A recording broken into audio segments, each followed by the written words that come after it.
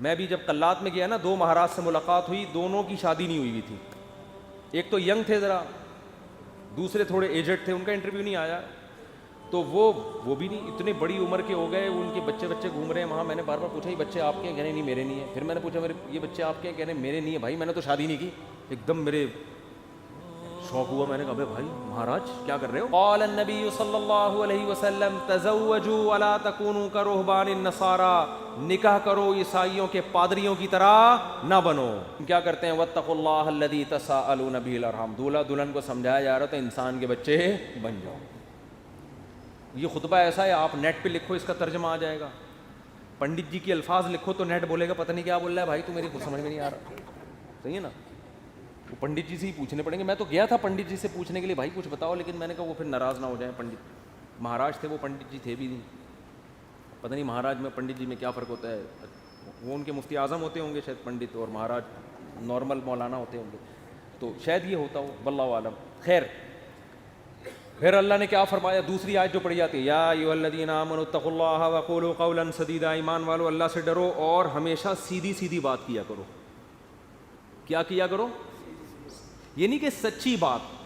قولوا قولا صادقا نہیں کہا اللہ نے، قولوا قولا سدیدا. سدیدا کا مطلب سیدھی سیدھی، ٹیڑھی میڑھی آڑے ترچھے نہیں چل باتیں نہیں کیا کرو. اس سے فائدہ کیا ہوگا؟ یصلح لکم اعمالکم، تمہارے اعمال کو درست کر دے گا. یہ میاں بیوی کو سمجھایا جا رہا ہوتا ہے کہ ابھی سے نا سیدھی بات کرنا سیکھو. ٹوپیاں گھمانا، شوہر بیوی کو ٹوپیاں، بیگم میاں کو، پوری زندگی کس پہ چلتی ہے؟ ٹوپیوں. سیدھی بات کرتے ہی نہیں. سسرال سے الگ آڑی ترچھی باتیں، سسرال والے داماد سے الگ، بیٹی سے الگ. گھروں میں جو آگ لگتی ہے وہ سیدھی باتیں کرنے سے لگتی ہے، آڑی ترچھی باتیں کرنے سے. جھوٹ پلو گھماتے ہیں باتوں کو، صحیح بات ہی نہیں کرتے. تو اس سے کیا ہوتا ہے؟ اعمال خراب ہونا شروع ہو جاتے ہیں. جب آدمی کو پتہ ہوتا ہے نا مجھ سے کوئی پوچھے گا تو مجھے سچ بولنا پڑے گا، تو وہ کام ہی ایسا نہیں کرتا کہ جواب دہی ممکن نہ ہو اس کے لیے. تو یہ میاں بیوی کو تمیز سے نصیحت کی جاتی ہے. اور پھر حدیثیں پڑھی جاتی ہیں، النکاح من سنتی، نکاح میری سنت ہے. فمن رغب عن سنتی فلیس منی، جو میری سنت پہ نہیں چلے گا وہ مجھ سے نہیں ہوگا. دولہا کو حوصلہ افزائی کی، تو بیٹا زندگی میں پہلی دفعہ کوئی انسان ڈھنگ کا کام کر رہا ہے، تو نبی کی سنت کو بولتے کیوں نہیں بھائی، زندہ کر. اور اتفاق کی بات ہے دوسری شادی میں بھی یہی خطبہ ہے، تیسری میں بھی اور چوتھی میں بھی. کیا مطلب؟ دوسری میں بھی اس کو اپریشیٹ کیا جاتا ہے، سنت کر رہا ہے، تیسری میں بھی چوتھی میں بھی. سمجھتے؟ یہ ویسے ہی درمیان میں جنرل نالج کے لیے ایک بات آ گئی تھی. میں آپ کو پتہ ہے اس ٹاپک پر آج کل بالکل بھی نہیں بولتا. تو آگے اللہ تعالیٰ کے آگے کیا حدیث میں ہے جو خطبے میں پڑھا جاتا ہے؟ قال النبی صلی اللہ علیہ وسلم تزوجوا الودود الولود فإنی مباہی بکم الامم. ایسی عورت سے نکاح کرو محبت کرے اور تمہیں اولاد زیادہ دے، میں قیامت کے دن تمہاری کثرت پہ فخر کروں گا. میاں بیوی کو سمجھایا جاتا ہے نسل مت روکنا، تمہارا ملاپ پائیدار، کامیاب، خوشیوں بھرا اور آخرت میں ترقی کا سبب جبھی ہو سکتا ہے جب تم دونوں اولاد کی کثرت چاہو. شروع میں ہی چاہتے ہیں کہ ہمارے اولاد نہ ہو، اس کی بھی نفی کی گئی. اور کیا پڑھا جاتا ہے خطبے میں؟ وقال النبی صلی اللہ علیہ وسلم تزوجوا ولا تکونوا کرہبان النصارى، نکاح کرو عیسائیوں کے پادریوں کی طرح نہ بنو. میں بھی جب قلات میں گیا نا، 2 مہاراج سے ملاقات ہوئی، دونوں کی شادی نہیں ہوئی تھی. ایک تو ینگ تھے ذرا، دوسرے تھوڑے ایجڈ تھے، ان کا انٹرویو نہیں آیا. تو وہ بھی نہیں، اتنے بڑی عمر کے ہو گئے، ان کے بچے گھوم رہے ہیں وہاں. میں نے بار بار پوچھا یہ بچے آپ کے ہیں؟ کہنے نہیں میرے نہیں ہیں. پھر میں نے پوچھا یہ بچے آپ کے ہیں؟ کہنے میرے نہیں ہیں. بھائی میں نے تو شادی نہیں کی. ایک دم میرے شوق ہوا. میں نے کہا بھائی مہاراج کیا کر رہے ہو؟ اس میں پرانے کوئی ڈائلاگ یاد ہے نا، وہ مہاراج اس طرح کے ایک دم اسٹائل سے آتا تھا، وہ مہاراج. تو میرے منہ سے ایک دم مہاراج آپ اپنی ایج دیکھو تو کیسے ہی گزارا ہو رہا ہے. تو انہوں نے کہا بھائی ہم جو مندر کے لیے قربانی دیتا ہے نا. پھر اپنے پرانے والے مہاراج کی انہوں نے مجھے تصویر دکھائی، یہ میرے پیر تھے، ان کا میں نائب بنا تھا. تو جو اپنے آپ کو مندر کی خدمت کے لیے وقف کر دیتا ہے، شادی نہیں کرتا کہ بس مندر کی خدمت ہی کرنی ہے، وہ پھر اس مندر کا مہاراج بنتا ہے. تو ان کا مذہب ہوگا، میں ان پہ طنز نہیں کر رہا، وہ ان کا جو مذہب ان کو سکھاتا ہے. میں نے ان سے کہا لیکن مجھے تو موقع مل گیا. میں نے کہا آپ کا مذہب آپ کو یہ کہتا ہے کہ آپ شادی نہ کریں, ہمارا مذہب ہمیں یہ کہتا ہے کہ مر رغب عن سنتی فلیس منی. نبی نے فرمایا جو نکاح نہ کر کے میری سنت سے اعراض کرے گا اس کا مجھ سے کوئی تعلق نہیں. اور حبب الی النساء والطیب, نبی نے فرمایا دنیا میں دو چیزیں محبوب ہیں, ایک نکاح کی کثرت اور ایک خوشبو. تو ہمارے نبی تو بالکل اس کے اپوزٹ چلے ہیں, بالکل اس کے برعکس. تو یہ نہیں کہ نکاح کرنا ہے, کثرت نکاح کی ترغیب ہے. میں نے کہا ہم تو رہبانیت کے بالکل اگینسٹ چلتے ہیں. تو مجھے اس وقت وہ حدیث سمجھ میں آئی کہ آپ عیسائی بھی یہ کرتے تھے, پادری, نکاح نہیں کرنا. تو ہمارے نبی نے فرمایا تم نے ان کو فالو نہیں کرنا, نا ہم تو کثرت سے. تو مجھے لگ رہا تھا وہاں بیٹھ کر کہ یہ جو مہاراج ہیں وہ مہاراج کے چہرے پر نا افسردگی کے آثار تھے. یہ پہلے والے جو مہاراج جن کا انٹرویو آیا یہ تو پھر بھی ینگ تھے, تھوڑے سے اچھے صحیح. دوسرے والے مہاراج افسردہ,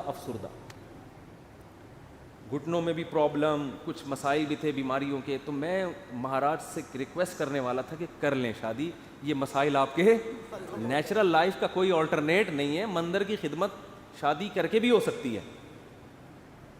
اب شادی کی ہوتی یہ بچے آپ کے ہوتے ہیں, یعنی اسی جیسے ان کو لگا دیتے مندر کی خدمت پہ. اگر آپ کا یہ نظریہ ہے, میں ترغیب نہیں دے رہا ہوں ان کو, کیا خیال ہے؟ جیسے ہمارے بیٹے ہیں تو میری خواہش ہے کہ یار وہ بیٹے عالم بنے, اللہ خواہش کو پورا کرے. مہاراج میں جو باتیں آپ سے کر رہا ہوں آپ تنہائی میں بیٹھ کے ان باتوں پہ غور کریں. اب اللہ کرے اب تک کر رہے ہو غور. چکر میں تو ڈال دیا ہم نے, مہاراج کو ہم نے چکر میں ڈال دیا. مہاراج اب بیٹھ رہا ہوگا یار مسئلہ کیا ہے, بات تو صحیح کی ہے بندے نے, زندگی بھی برباد کر دی.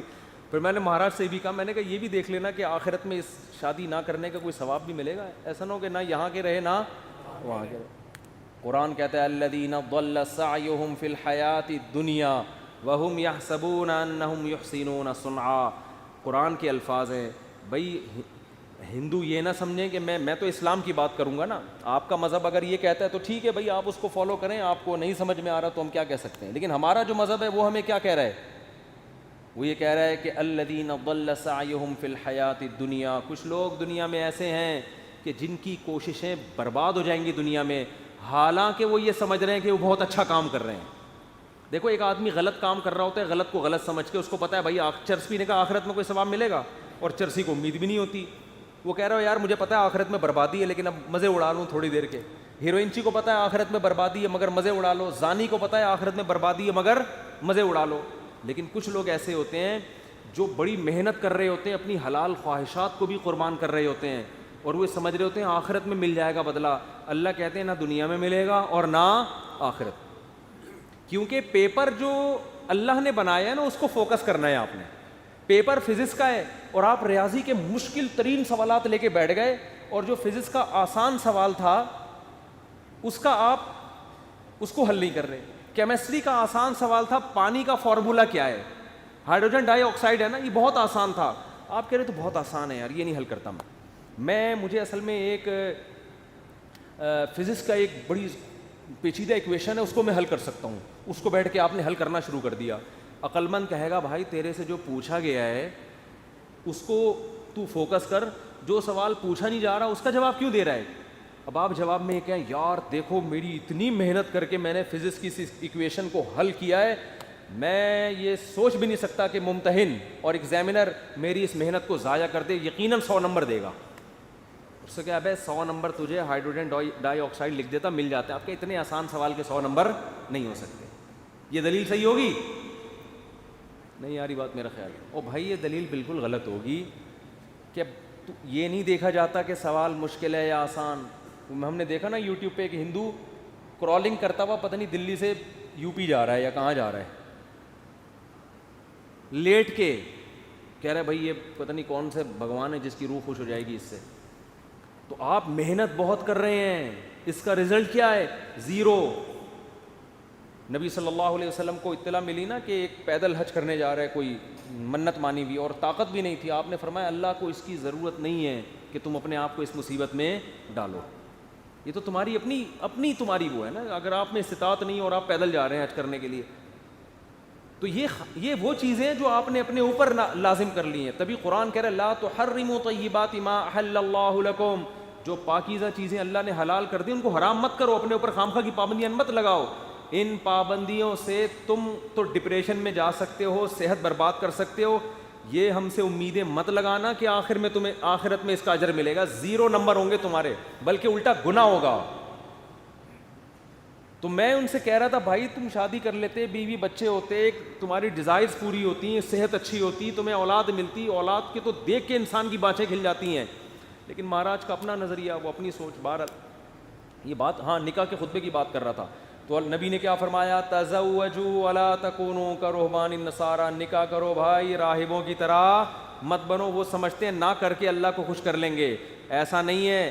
نکاح کرنے سے اگرچہ تمہاری خواہش پوری ہو رہی ہے, تمہاری ڈیزائرز پوری ہو رہی ہیں, تمہارے لیے ایک لذت کا سامان پیدا ہو رہا ہے, لیکن اس ڈیزائرز پوری کرنے سے اللہ ناراض نہیں ہوتا, بلکہ اللہ اور خوش ہوتا ہے.